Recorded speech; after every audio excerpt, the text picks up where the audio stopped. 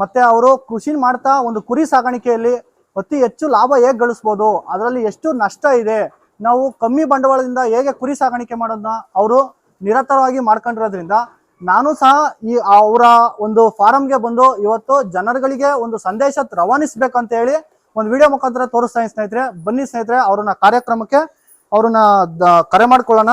ಹೇಗೆಲ್ಲ ಕುರಿ ಸಾಗಾಣಿಕೆಯಲ್ಲಿ ಅವರು ನಿಪುಣತೆ ಹೊಂದಿದ್ದಾರೆ, ಹೇಗೆಲ್ಲ ಕರಗತ ಮಾಡ್ಕೊಂಡಿದ್ದಾರೆ ಅಂತ ಮಾತಾಡೋಣ. ಸರ್ ಬನ್ನಿ ಸರ್, ಕಾರ್ಯಕ್ರಮಕ್ಕೆ ಸ್ವಾಗತ. ನಮಸ್ಕಾರ ಸರ್. ನಮಸ್ತೆ ಸರ್. ನಿಮ್ದು ಬಂದು ಮೂಲತಃ ಯಾವ ಊರಿನವ್ರು ಸರ್? ಸರ್ ನಾವು ಕೆಮ್ಮನಹಳ್ಳಿ ಅಂತ ನಮ್ಮೂರ ಹೆಸರು. ಸರ್ ನಾವು ನಾಮಂಗಲ ತಾಲೂಕು, ಮಂಡ್ಯ ಡಿಸ್ಟಿಕ್, ಒಣಕೆರೆ ಹೋಬಳಿ, ಅಲ್ಪಳ್ಳಿ ಪೋಸ್ಟ್, ಓಕೆ, ಪುಟ್ ವಿಲೇಜ್ ನಮ್ದು ಕೆಮ್ಮನಹಳ್ಳಿ ಅಂತ ಅಂದ್ಬಿಟ್ಟು. ಸರ್ ನೀವು ಮೂಲತಃ ಬಂದು ಕೃಷಿಕರ ಸರ್?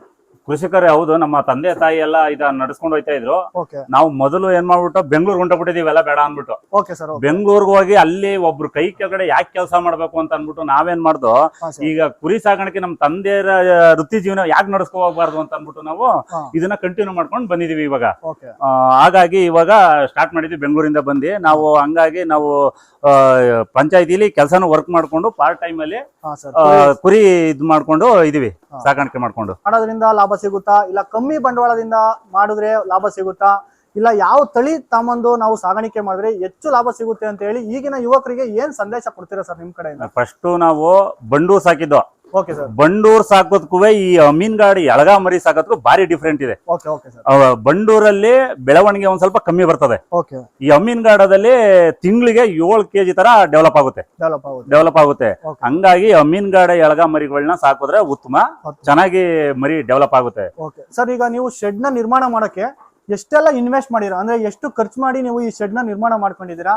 ಈ ಶೆಡ್ ನ ಮಾಡಕ್ಕೆ ನಿಮ್ಮ ಜಾಗ ಎಲ್ಲ ಎಷ್ಟು ಅಡಿ ನೀವು ಜಾಗ ತಗೊಂಡು ಇದನ್ನ ಸೆಟಪ್ ಮಾಡಿದಿರಾ ಸರ್? ಈಗ ನಮ್ದು ಜಾಗ ಇರೋದು 21-45 ಅಡಿ. ಓಕೆ. ಅಗಲ ಬಂದು 21-45. ಇದು ಖರ್ಚು ವೆಚ್ಚ ಬಂದಿರೋದು 7 ಲಕ್ಷ ಬಂದೈತೆ ಖರ್ಚು. ಅಂದ್ರೆ ನೀವು ಪೂರ್ತಿ ಶೆಡ್ ನ ನಿರ್ಮಾಣ ಮಾಡಕ್ಕೆ 7 ಲಕ್ಷ ಬಂದೈತೆ. ಮರಿಗೆ ಇನ್ವೆಸ್ಟ್ ಮಾಡಿಲ್ಲ, ಮರಿದಲ್ಲ, ಬರೀ ಸೆಡ್ಗಳು ಮಾತ್ರ. ನೋಡಿ ಸ್ನೇಹಿತರೆ, ಇವರು ಹಳ್ಳಿಯಲ್ಲೇ ಇದ್ದು ರೈತರಾಗಿ ಒಂದು ಕೃಷಿಯಲ್ಲಿ ಉಪಕಸಬನಾಗಿ ಮಾಡ್ಕೊಳ್ಬೇಕು ಅಂತ ಹೇಳಿ ಅವರು 7 ಲಕ್ಷ ಬಂಡವಾಳ, ಅಂದ್ರೆ ಬೆಂಗಳೂರು ಜೀವನ ಬೇಸೆತ್ತು, ಇಲ್ಲ ನಾವು ಹಳ್ಳಿಲೇ ಇದ್ದು ಏನಾದ್ರೂ ಒಂದು ಮಾಡ್ಬೇಕು, ಒಂದು ಯಶಸ್ಸಿನ ಜೀವನ ಕಂಡುಕೊಳ್ಬೇಕು ಅಂತ ಹೇಳಿ ಇವರು ಬಂದು ಹಳ್ಳಿಗೆ 7 ಲಕ್ಷ, ಅಂದ್ರೆ ಕುರಿ ಶೆಡ್ ನ ನಿರ್ಮಾಣ ಮಾಡಕ್ಕೆ 7 ಲಕ್ಷ ರೂಪಾಯಿ ಅಂತಂದ್ರೆ ಎಲ್ಲ ಹೈಟೆಕ್ ಅಲ್ಲಿ ಮಾಡಿದ್ದಾರೆ ಸ್ನೇಹಿತರೆ. ಯಾವುದೇ ತರಹದ ಮರಗಳಾಗಿರ್ಬೋದು, ಯಾವುದೇ ತರಹದ ಹಳ್ಳಿಯಲ್ಲಿ ಏನ್ ಸಿಗುತ್ತೋ ಅದರಿಂದ ಮಾಡಿಲ್ಲ ಸ್ನೇಹಿತರೆ. ಪ್ರತಿಯೊಂದು ನೀವು ನೋಡ್ತಿರ್ಬೋದು, ಪ್ರತಿಯೊಂದು ಎಲ್ಲ ಹೈಟೆಕ್ ಅಲ್ಲಿ, ಏನು ಕಂಬಿ ಆಗಿರ್ಬೋದು, ಇಲ್ಲ ಪೈಪ್, ಕೇಸಿಂಗ್ ಪೈಪ್ ಯೂಸ್ ಮಾಡಿರ್ಬೋದು, ನೋಡಿ ಕೆಳಗೆ ನೀವು ನೋಡ್ತಿರ್ಬೋದು, ಎಲ್ಲ ಮರಗಳದ್ದು ಏನಾಗಿದೆಯೋ ಈ ತರ ಎಲ್ಲ ಹೈಟೆಕ್ ಅಲ್ಲಿ ಮಾಡಿರೋದ್ರಿಂದ ಈ ಕೃಷಿ, ಈ ಉಪಕಸುಬು ಅಂದ್ರೆ ಕುರಿ ಸಾಕಾಣಿಕೆಯಲ್ಲಿ ಇವರು ಅತಿ ಹೆಚ್ಚು ಲಾಭನೂ ತಗೊಂಡಿದ್ದಾರೆ ಸ್ನೇಹಿತರೆ ಅಂತ ಹೇಳ್ಬೋದು ಸ್ನೇಹಿತರೆ. ಸರ್, ಈಗ ನೀವು ಎಷ್ಟು ಬ್ಯಾಚ್ ನ ನೀವು ಈಗ ಮಾರಾಟ ಮಾಡಿದೀರಾ? ಇದರಿಂದ ಹೆಚ್ಚು ಲಾಭ ಎಷ್ಟೆಷ್ಟು ತಗೊಂಡಿದ್ದೀರಾ ಸರ್? ಈಗ ಎರಡು ಬ್ಯಾಚ್ ಮಾರಾಟ ಮಾಡಿದೀವಿ. ಮೂರನೇ ಬ್ಯಾಚ್ ಇದು. ಮೂರನೇ ಬ್ಯಾಚ್. ಫಸ್ಟ್ನೇ ಬ್ಯಾಚ್ ಅಲ್ಲಿ 2 ಟಗರು. ಯಾಕೆ ಅಂತಂದ್ರೆ ಅದ್ರಲ್ಲಿ ಅನುಭವ ತಿಳ್ಕೋಬೇಕು, ಎಕ್ಸ್ಪೀರಿಯನ್ಸ್ ತಿಳ್ಕೋಬೇಕು. ಸುಮ್ನೆ ಮಾಡ್ಬಿಟ್ಟು ನಾವು ಕುರಿ ಸಾಕ್ತೀನಿ ಅಂತ ಬಂದ್ರೆ ಅದು ನಾವು ಸಕ್ಸಸ್ ಕಾಣಕ್ಕಾಗಲ್ಲ. ಹಂಗಾಗಿ ಫಸ್ಟ್ 2 ತಂದು 2ರಲ್ಲಿ 27,000 ರೂಪಾಯಿ ತಂದಿ 60,000 ರೂಪಾಯಿಗೆ ಮಾರಿದ್ವು. ಅಲ್ಲಿಗೆ ಎಷ್ಟು ಲಾಭ ಬಂತು ಲೆಕ್ಕ ಇಟ್ಕೊಳ್ಳಿ. ಅದೇ 60,000 ರೂಪಾಯಿ ಇನ್ವೆಸ್ಟ್ ಮಾಡಿ 8 ಟಗರು ತಂದೆ. 8 ಟಗರಲ್ಲಿ 1,60,000 ರೂಪಾಯಿ ಮಾಡಿದೆ. ಅಲ್ಲಿಗೆ ಡಬಲ್ ಆಗೋಯ್ತು. ಈಗ ಅದೇ 1,60,000 ರೂಪಾಯಿಗೆ ಇನ್ವೆಸ್ಟ್ ಮಾಡ್ಬಿಟ್ಟು ಅದಕ್ಕೊಂದ್ ಸ್ವಲ್ಪ ಹಣ ಸೇವ್ ಮಾಡ್ಕೊಂಡು ಈಗ 31 ಟಗರು ಸಾಕಿದೀನಿ. ಈಗ ನೋಡಿ ಸ್ನೇಹಿತರೆ, ಈಗ ನಮ್ಮ ಈಗ ರೈತರು ಏನ್ ಹೇಳೋದು ಅಂತಂದ್ರೆ, ಈಗ ಮೊದಲಿಗೆ ನೀವು ಪ್ರಾರಂಭ ಮಾಡ್ಬೇಕಾದ್ರೆ ನೀವು 2-3 ಅಂತಂದ್ರೆ ನಿಮ್ಗೆ ಅನುಭವ ಇಲ್ಲ, ಹೊಸದಾಗಿ ಯಾರು ಈ ಕುರಿ ಸಾಗಾಣಿಕೆ ಮಾಡ್ಬೇಕು, ಹಲವಾರು ಹೈನುಗಾರಿಕೆಯಲ್ಲಿ ದುಡ್ಡು ಮಾಡ್ಬೇಕು ಅಂತ ಬರೋರು ಇದಿರಲ್ಲ, ಇವರೆಲ್ಲ ಮೊದಲಿಗೆ ಏನ್ ಮಾಡ್ಬೇಕು ಅಂದ್ರೆ ಕಮ್ಮಿ, ಅಂದ್ರೆ 1-2 ತಗೊಂಬಂದು ಮೊದಲು ಅನುಭವ ತಗೊಂಡ್ಬೇಕು ಅಂತ ಸರ್ ಹೇಳ್ತಾ ಇರೋದು. ಏನಕ್ಕೆ ಅಂದ್ರೆ ಸರ್ 2 ಟಗರುಗಳು ತಗೊಂಬಂದು ಅದನ್ನ ಸಾಗಾಣಿಕೆ ಮಾಡಿ, ಅದನ್ನ ಮಾರಾಟ ಮಾಡಿ, ಅದರಲ್ಲಿ ಎಷ್ಟು ಲಾಭ ಬಂತು ಅಂತ ತಿಳ್ಕೊಂಡು ಆಮೇಲೆ ಅದನ್ನೇ ಹೆಚ್ಚ ಮಾಡ್ತಾ ಆಮೇಲೆ ಅವರು 7 ಲಕ್ಷ ರೂಪಾಯಿ ಇನ್ವೆಸ್ಟ್ ಮಾಡಿ ಈಗ ನೋಡ್ತಾ ಇರ್ಬೋದು ಸ್ನೇಹಿತರೆ. ಇಲ್ಲಿರುವಂತಹದ್ದು ಎಲ್ಲ ಒಂದು 40-45 ಟಗರುಗಳನ್ನ ಸಾಕಿದಾರೆ ಸ್ನೇಹಿತರೆ. ನೀವು ಈ ಟಗರುಗಳು ಎಲ್ಲ ಏನಲ್ಲ ಸರ್, ಈಗ ಒಂದು ಟಗರು ನಿಮ್ಗೆ ಎಷ್ಟು ಲಾಭ ತಂದ್ಕೊಡುತ್ತೆ ಸರ್? ಈಗ ಒಂದು ಮಿನಿಮಮ್ ಈ ಟಗರು ಮಾರಾಟ ಮಾಡಿದ್ರೆ ಎಷ್ಟೆಲ್ಲ ಲಾಭ ನಮಗೆ ಸಿಗುತ್ತೆ ಸರ್? ಈಗ ಹೆಚ್ಚು ಕಮ್ಮಿ ಇಲ್ಲೆಲ್ಲ ಮಾರಿದ್ರೆ ಎಲ್ಲಾ ಬೇಡ ಸರ್, ನಮ್ಗೆ ಒಂದ್ ಟಗರಲ್ಲಿ ಅಂದ್ರೆ ಮಿನಿಮಮ್ ಒಂದು 10,000 ರೂಪಾಯಿ ಸಿಗುತ್ತೆ, ಲಾಭ ಸಿಕ್ಕೇ ಸಿಗುತ್ತೆ. ನೋಡಿ ಸ್ನೇಹಿತರೆ, ಈಗ ನಾವು ಮಿನಿಮಮ್ ಒಂದನ್ನ ನಾವು ಮಾರಾಟ ಮಾಡಿದ್ರೆ, ಇಲ್ಲಿ ಇರೋಂಥದ್ರಲ್ಲಿ ಒಂದನ್ನ ಮಾರಾಟ ಮಾಡಿದ್ರೆ ಲಾಭ 10,000 ಅಂತಂದ್ರೆ ಸ್ನೇಹಿತರೆ, ನಾವು ಏನ್ ಬಂಡವಾಳ ಹಾಕಿರ್ತೀವೋ ಬಂಡವಾಳ ಆಗಿರ್ಬೋದು, ಖರ್ಚಾಗಿರ್ಬೋದು, ಏನೇ ಮಾಡಿದ್ರು ಅದೆಲ್ಲ ಕಳೆದು ನಮಗೆ ಮಿನಿಮಮ್ ಪ್ರೈಸ್ ಒಂದರಲ್ಲಿ ನಮಗೆ 10,000 ರೂಪಾಯಿ ಈ ಕುರಿ ಸಾಕಾಣಿಕೆಯಲ್ಲಿ ಸಿಗುತ್ತೆ ಒಂದರಲ್ಲಿ. ಸರ್ ನೀವು ಎಷ್ಟು ತಿಂಗಳು ಸಾಗಾಣಿಕೆ ಮಾಡಿ ಎಷ್ಟು ತಿಂಗಳಾದ್ಮೇಲೆ ಮಾರಾಟ ಮಾಡ್ತೀರಾ? ಈಗ ಬಕ್ರೀದ್ ಹಬ್ಬ ಐತೆ, ಈಗ 4 ತಿಂಗಳಾಗೈತೆ ತಂದಿ, ಮಿನಿಮಮ್ 6 ತಿಂಗಳಿಗೆ ಒಂದು ಬ್ಯಾಚ್ 6 ತಿಂಗಳು ಕಳಿಸ್ಬಿಡ್ತೀನಿ ನಾನು. ಹಂಗಾಗಿ ಮರಿ ಮೇಲೆ ಇಲ್ಲ ಅಂತಂದ್ರೆ ಈಗ ಮಾರ್ಕೊಂಡ್ರೆ ನಮ್ಗೆ ಒಂದು 10,000 ರೂಪಾಯಿ ಲಾಭ ಸಿಗುತ್ತೆ. 10,000. ಸರ್ ಈಗ ಇದಕ್ಕೆ ನೀವು ದಿನನಿತ್ಯ ಆಹಾರ ಪದ್ಧತಿ ಹೇಗೆ ಅಂತಂದ್ರೆ ನೀವು ಬೆಳಗಿಂದ ಸಂಜೆ ಹಸಿ ಮೇವು ಕೊಡ್ತಿರೋ, ಇಲ್ಲ ಅಂದ್ರೆ ಒಣ ಮೇವು ಕೊಡ್ತಿರೋ, ಇಲ್ಲ ಬೇರೆ ತರ ಒಣಗಿರೋಂತಹ ಮಿಸ್ಕಿನ್ ಜೋಳ ಆಗಿರ್ಬೋದು, ಇಲ್ಲ ನೀವು ಬೇರೆ ತರ ಅಂತ ಬೂಸಗಳಾಗಿರ್ಬೋದು, ಆ ತರ ಎಲ್ಲ ಇರ್ತದೆ ಸರ್. ಈಗಿನ ಯುವಕರು ಕೇಳೋದು ಹೆಂಗಂದ್ರೆ ಸರ್ ಆಹಾರ ಪದ್ಧತಿ ಬಗ್ಗೆ ತಿಳಿಸ್ಕೊಡಿ ಅಂತ ಈಗ ತುಂಬಾ ಜನ ನನಗೆ ಕೇಳ್ತಿರ್ತಾರೆ ಸರ್. ಹಾಗಾಗಿ ಇದ್ರ ಆಹಾರ ಪದ್ಧತಿ ಹೇಗೆ, ಇದನ್ನ ಹೇಗೆ ನಿರ್ವಹಣೆ ಮಾಡಿದ್ರೆ ನೀವು ಒಂದು ಅತ್ಯುತ್ತಮ ಬೆಳವಣಿಗೆ ಬರುತ್ತೆ ಅನ್ನೋದು ನೀವು ತಿಳಿಸ್ಕೊಡಿ ಸರ್. ಈಗ ನೋಡಿ ನಾವ್ ಹಾಕೋದು ಎಲ್ಲವ ರಾಗಿ ಕಡ್ಡಿ ಒಣಮೇವು, ಮುಸ್ಕುಂಜಾಲ್ ಕಡ್ಡಿನೂ ಅವೇ ಎಲ್ಲಾನು ಒಣಗಿಸ್ಬಿಟ್ಟು ಡ್ರೈ ಮಾಡ್ಬಿಟ್ಟು ಮಿಷಿನ್ಗೆ ಕೊಡ್ತೀವಿ. ಎಲ್ಲ ಪುಡಿ ಆಗುತ್ತೆ. ಪುಡಿ ಆದ್ಮೇಲೆ ಸಣ್ಣ ಕಟ್ಟಾದ್ಮೇಲೆ ತಂದು ಹಾಕ್ತಿವಿ, ಅವು ತಿನ್ಕೋತವೆ. ತಿನ್ಕೊಂಡಾದ್ಮೇಲೆ ನಾವು ಈಗ 10ವರೆಗೆ ನಾವು ಡ್ಯೂಟಿಗೆ ಹೋಗ್ಬೇಕು. 10ವರೆಗೆ ನಾವು ಜೋಳ, ಮೆಕ್ಕೆಜೋಳ, ಅಕ್ಕಿ ನುಚ್ಚು, ಗೋಧಿ, ಕಡ್ಲೆ ಹಿಂಡಿ, ಈ ತರದ ಒಂದ್ 4-5 ತರ ಮಿಕ್ಸ್ ಮಾಡ್ಕೊಂಡು ಮಡಿಕೊಂಡಿದೀವಿ. ಮಿಕ್ಸ್ ಮಾಡ್ಕೊಂಡು ಮಡಿಕೊಂಡು ಈಗ 10ವರೆಗೆ ಹಾಕ್ಬಿಟ್ಟು ಹೋದ್ರೆ ಇನ್ನ ಸಾಯಂಕಾಲ ಗಂಟೆ ಏನೋ ಅದ್ರ ಬಗ್ಗೆ ಕೆಲಸ ಇಲ್ಲ ಅದ್ರದ್ದು. ಅಲ್ಲ ಸರ್, ನೀವು ಒಂದ್ ದಿನಕ್ಕೆ ಎಷ್ಟು ಟೈಮ್ ಆಹಾರ ಕೊಡ್ತೀರಾ? 2 ಟೈಮ್ ಕೊಡ್ತೀವಿ. 2 ಟೈಮ್. ಒಂದ್ ಟೈಮ್ ಎಲ್ಲ ಏನ್ ಮಾಡ್ತೀರಾ ನೀವು? ತಂದಂತ ಫುಡ್ ಕೊಡ್ತೀರಾ, ಇನ್ನೊಂದು ಟೈಮ್ ನೀವು ಬೆಳೆದಂತ ಆಹಾರನ ಕೊಡ್ತೀರಾ? ಫಸ್ಟ್ 6ವರೆಗೆ ಬೆಳೆದಂತ ಫುಡ್ ಕೊಡ್ತೀವಿ. ಅಂದ್ರೆ ಸ್ನೇಹಿತರೆ ನೀವು ನೋಡ್ತಿರ್ಬೋದು, ಇವ್ರು ಸರ್ ಹೇಳ್ತಾ ಇರೋದು ಹೇಗೆ ಅಂತಂದ್ರೆ, ಈಗ ಕೃಷಿಯಲ್ಲಿ ನಾವು ಬೆಳೆದಂತ ಅಂದ್ರೆ ರಾಗಿ ಹುಲ್ ನಾವೇ ಬೆಳಿತೀವಿ ಸ್ನೇಹಿತರೆ, ಆಮೇಲೆ ಮಿಸ್ಕಿನ್ ಜೋಳ ನಾವೇ ಬೆಳಿತೀವಿ. ಹಾಗೆ ಮಾಮೂಲಿ ಈಗ ನೈಸರ್ಗಿಕವಾಗಿ ಸಿಗುವಂತಹ ಹುಲ್ಲು ಸೊಪ್ಪು ಈ ತರದ್ನ ಫಸ್ಟ್ ಟೈಮ್ ಕೊಡ್ಬೇಕು. ಈಗ ಇನ್ನೊಂದು 2ನೇ ಟೈಮ್ ಫುಡ್ ಕೊಡುವಾಗ ಅಂಗಡಿಯಿಂದ ತಂದಂತ ಫುಡ್ ಕೊಡ್ಬೇಕು. ಈಗ 2 ತರ ಫುಡ್ ಕೊಡೋದ್ರಿಂದ ಏನಾಗುತ್ತೆ, ನಾಟಿ, ಈಗ ನಾವು ಏನು ಕುರಿಗಳು ನಾಟಿಯಾಗಿ ಬರ್ತೇವೆ ಸ್ನೇಹಿತರೆ. ಈಗ ಆಚೆ ಬಿಟ್ಟು ಏನ್ ಮೇಸಿ ಆ ತರ ಇರ್ತೈತೋ ಅದೇ ತರ ನಮ್ಮ ಶೆಡ್ಡಲ್ಲೂ ಅದೇ ತರ ಬರೋಕೆ ತುಂಬಾ ಅನುಕೂಲ ಆಗುತ್ತೆ ಸ್ನೇಹಿತರೆ. ಈ ತರ ಮೇವ್ನ ಅಂದ್ರೆ ನಾವು ಕ್ರಮವಾಗಿ ಅನುಸರಿಸ್ತಾ ಹೋಗ್ಬೇಕು ಸ್ನೇಹಿತರೆ. ಏನಕ್ಕೆ ಅಂತಂದ್ರೆ ಕ್ರಮವಾಗಿ ಅನುಸರಿಸ್ತಾ ಹೋದಾಗ ಏನಾಗುತ್ತೆ, ನಮ್ಗೆ ಕಡಿಮೆ ಖರ್ಚು ಬರುತ್ತೆ, ಮತ್ತೆ ನಮ್ಗೆ ಅನುಭವನೂ ಸಹ ಸಿಗ್ತಾ ಹೋಗುತ್ತೆ ಸ್ನೇಹಿತರೆ. ಹಾಗಾಗಿ ಸರ್ ಈಗ ಮತ್ತೆ ನೀವು ಇದನ್ನ ಈಗ ಒಂದ್ಸರಿ ಈಗ ಮೇವ್ ಹಾಕ್ದಾಗ ಮತ್ತೆ ಇದನ್ನ ನೀವು ಸ್ವಚ್ಛ ಮಾಡ್ಕೊಂಡು ಮತ್ತೆ ಹಾಕೋದು? ಸ್ವಚ್ಛ ಮಾಡ್ಕೊಂಡೇ ಹಾಕ್ಬೇಕು. ಇಲ್ಲ ಅಂತಂದ್ರೆ ಹುಲ್ಗಳೆಲ್ಲ ಹಾಕಿರ್ತೀವಲ್ಲ, ಹುಲ್ಲೆಲ್ಲ ಗಲೀಜು ಇದ್ದಾಗ ಅವು ತಿನ್ನಕ್ಕೆ ಇಷ್ಟಪಡಲ್ಲ. ಅವು ಮತ್ತೆ ಇಷ್ಟಪಡಕ್ಕೆ ಕ್ಲೀನ್ ಮಾಡ್ಬಿಟ್ಟೆ ಹಾಕ್ಬೇಕು. ಅದನ್ನ ಕ್ಲೀನ್ ಮಾಡ್ಬೇಕು ಸರ್. ಈಗ ಮತ್ತೆ ಇಷ್ಟೊಂದೆಲ್ಲ ಕುರಿ ಸಾಗಾಣಿಕೆ ಇದೆಲ್ಲ ನಿಮ್ಗೆ ಅನುಭವ ಇದೆ ಸರ್. ಈಗ ಕುರಿಗಳಿಗೆ ಏನಾದ್ರೂ ಒಂದು ಕಾಯಿಲೆಗಳು ಏನಾದ್ರೂ ಬಂದಾಗ ನೀವು ಮತ್ತೆ ಈಗ ನೀವೇ ಸಹ ಕಲ್ತಿದಿರೋ, ಇಲ್ಲಾಂದ್ರೆ ವೈದ್ಯ ಲೋಕ ಬಗ್ಗೆ ನೀವು ವೈದ್ಯರ ಹತ್ರನೇ ಹೋಗ್ತೀರಾ, ಇಲ್ಲಾಂದ್ರೆ ನೀವೇ ಏನಾದ್ರು ಈ ಜನರಲ್ ಆಗಿ ಏನಾದ್ರು ಮಾತ್ರೆ ಕೊಡೋದು, ಇಲ್ಲ ಟಾನಿಕ್ ಕೊಡೋದು, ಈ ತರ ನೀವೇ ಮಾಡ್ಕೊಂತೀರಾ ಸರ್? ಈಗ ವೈದ್ಯ ಹತ್ರ ನಾನು 2ರಿಂದ ಹೇಳಿದೆ, ನಾನು ಮೊದಲೇ 2ರಿಂದ ಅನುಭವ ತಿಳ್ಕೊಂಡಿದ್ದೀನಿ. ಅದರಿಂದ ಒಂದ್ ಸ್ವಲ್ಪ ಏನ್ ಮಾಡ್ತೀನಿ, ನಾನೇ ಮೆಡಿಸಿನ್ ತಂದು ಮಡಿಕೊಂಡಿದ್ದೀನಿ. ಅದಕ್ಕೆ ಜ್ವರ ಬತ್ತು, ಈಗ ಒಂದ್ ಸ್ವಲ್ಪ ಮಂಕ್ ಆಗ್ಬಿಡ್ತು ಕುರಿಗಳು ಟಗರುಗಳು ಅಂತ ಅಂದಾಗ ನಾನೇ ಮಾಡ್ತೀನಿ, ನಾನೇ ಇಂಜೆಕ್ಷನ್ ಮಾಡ್ಕೋತೀನಿ ಅವಾಗ. ಅಂದ್ರೆ ಸ್ನೇಹಿತರೆ ಇವರು ಹೇಳೋದು ಹೇಗೆ ಅಂತಂದ್ರೆ, ಈಗ ನಾವು ಡಾಕ್ಟರ್ಗಳನ್ನ ಪ್ರತಿ ಸಾರಿ ಕರೆಸುವಾಗ ನಮ್ಗೇನಾಗುತ್ತೆ ಅಂದ್ರೆ ಒಂದ್ ಸ್ವಲ್ಪ ಅತಿ ಹೆಚ್ಚು ದುಡ್ಡು ಖರ್ಚಾಗುತ್ತೆ ಸ್ನೇಹಿತರೆ. ಹಾಗಾಗಿ ಏನ್ ಮಾಡ್ಬೇಕು ಅಂತಂದ್ರೆ, ನೀವು 1 ಸರಿ 2 ಸರಿ ನೋಡ್ಕೊಂಡು ಮತ್ತೆ ನೀವು ಸೆಕೆಂಡ್ ಟೈಮ್ ಇಂದ ನೀವು ಅದನ್ನ ನೀವೇ ಅನುಸರಿಸ್ಬೇಕು ಸ್ನೇಹಿತರೆ. ಏನಕ್ಕೆ ಅಂದ್ರೆ ಅವಾಗ ನಿಮ್ಮಲ್ಲಿ ಇರುವಂತಹ ಹಣ ನಿಮ್ಗೆ ಸೇವ್ ಆಗುತ್ತೆ. ಏನಕ್ಕೆ ಅಂತಂದ್ರೆ ಈಗ ವೈದ್ಯರಾಗಿರ್ಬೋದು, ಯಾರೇ ಬೇರೆಯವ್ರು ಬಂದ್ರು ಅವ್ರಿಗೆ ಹೋದಾಗ ಎಲ್ಲ ನಾವು ಈಗ ಮಿನಿಮಮ್ ಪ್ರೈಸ್ ಅಂತ ದುಡ್ಡ ಅವ್ರಿಗೆ ಕೊಡ್ತಾ ಇರ್ಬೇಕು ಸ್ನೇಹಿತರೆ. ಹಾಗಾಗಿ ಅವಾಗ ನಮ್ಗೆ ಏನಾಗುತ್ತೆ, ಅತಿ ಹೆಚ್ಚು ಆಗೋಗ್ಬಿಡುತ್ತೆ.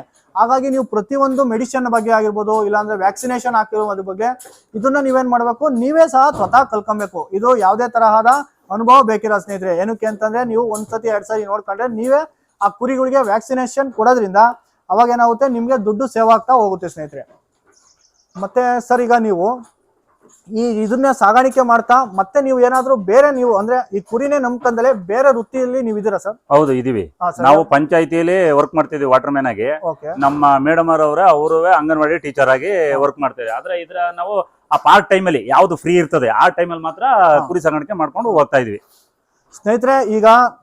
ಈಗ ಸರ್ ಹೇಳ್ದಂಗೆ ಈಗ ಅವರು ಇದನ್ನ ಅಂದ್ರೆ ನಾವು ಕುರಿ ಸಾಕಾಣೆ ಹೈನುಗಾರಿಕೆನೆ ಒಂದು ನಮ್ಮದಲೆ ಅಂದ್ರೆ ಇದನ್ನ ಒಂದು ಸೈಡ್ ಇನ್ಕಮ್ ಆಗಿ ತಗೊಂಡು ಇದನ್ನು ಮಾಡ್ಕಂತ ಒಂದು ವೃತ್ತಿಯಲ್ಲಿ ಬೇರೆ ಅಂತಂದ್ರೆ ಸ್ನೇಹಿತರೆ ವಾಟರ್ ಮ್ಯಾನ್ ಕೆಲಸ ಆಗಿ ಮಾಡ್ತಾ ಅವರು 2ರಲ್ಲೂ ಲಾಭ ಪಡಿತಾ ಇರ್ಬೋದು. ಏನಕ್ಕೆ ಅಂತ ಸ್ನೇಹಿತರೆ, ಇದನ್ನೇ ಮಾಡಿದ್ರೆ ನಮ್ಗೆ ದಿನನಿತ್ಯದ ನಮ್ಮ ಖರ್ಚುಗಳಿಗಾಗಿರ್ಬೋದು, ವೆಚ್ಚಗಳಿರ್ಬೋದು, ಅದನ್ನ ಸಮದೂಗ್ಸಕ್ಕಾಗಲ್ಲ. ಏನಕ್ಕೆ ಅಂದ್ರೆ ಸ್ನೇಹಿತರೆ ಇದೆಲ್ಲ 6 ತಿಂಗಳು 7 ತಿಂಗಳು ಇದನ್ನ ಅವಲಂಬಿಸಿರ್ಬೇಕಾಗುತ್ತೆ. ಹಾಗಾಗಿ ನೀವೇನ್ ಮಾಡ್ಬೇಕು ಸ್ನೇಹಿತರೆ, ನೀವು ಇದನ್ನ ಒಂದು ಸೈಡ್ ಇನ್ಕಮ್ ಆಗಿ ತಗೊಂಡು ನೀವು ಮಾಡ್ತಾ ಹೋಗ್ಬೇಕು ಸ್ನೇಹಿತರೆ. ನಿಮ್ಮ ಕೆಲಸ ನೀವು ಮಾಡ್ಕೊಂಡು ಹೋಗ್ತಾ ಇರ್ಬೇಕು. ಮತ್ತೆ ಇದನ್ನ ಒಂದು ಸೈಡ್ ಬಿಸ್ನೆಸ್ ಆಗಿ ತಗೊಂಡಾಗ ನಿಮ್ಗೆ ಒಂದು ಅತ್ಯುತ್ತಮವಾದಂತ ಇಳುವರಿ ಸಿಗುತ್ತೆ ಸ್ನೇಹಿತರೆ.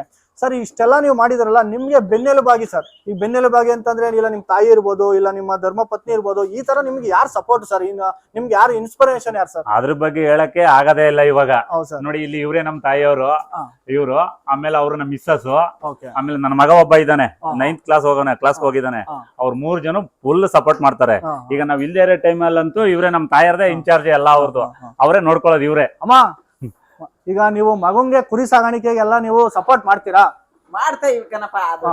ಆದಷ್ಟು ಮಾಡ್ತೀರಾ ಅಂತಂದ್ರೆ ಮಗಂಗೆ ಒಂದ್ ಸ್ವಲ್ಪ ನೀವು ಕೃಷಿಗೆ ಒಂದ್ ಸ್ವಲ್ಪ ಬೆನ್ನೆಲುಬಾಗಿ ನಿಂತಿದ್ದೀರಾ. ಮಗ ಕುರಿ ಸಾಗಾಣಿಕೆ ಮಾಡೋದು ನಿಮಗೆ ಖುಷಿ ಆಯ್ತಾ? ಖುಷಿ ಆಯ್ತಾ? ಹೌದಾ? ಮತ್ತೆ ಸರ್ ಈಗ ನೀವು ಇದರಲ್ಲಿ ಅಲೆ ಒಂದ್ 2-3 ಬ್ಯಾಚ್ ಅಲ್ಲಿ ನೀವು ಲಾಭ ಕಂಡಿದ್ದೀರಾ ಅಂತ ಹೇಳ್ತೀರಾ ಸರ್? ಹೌದು.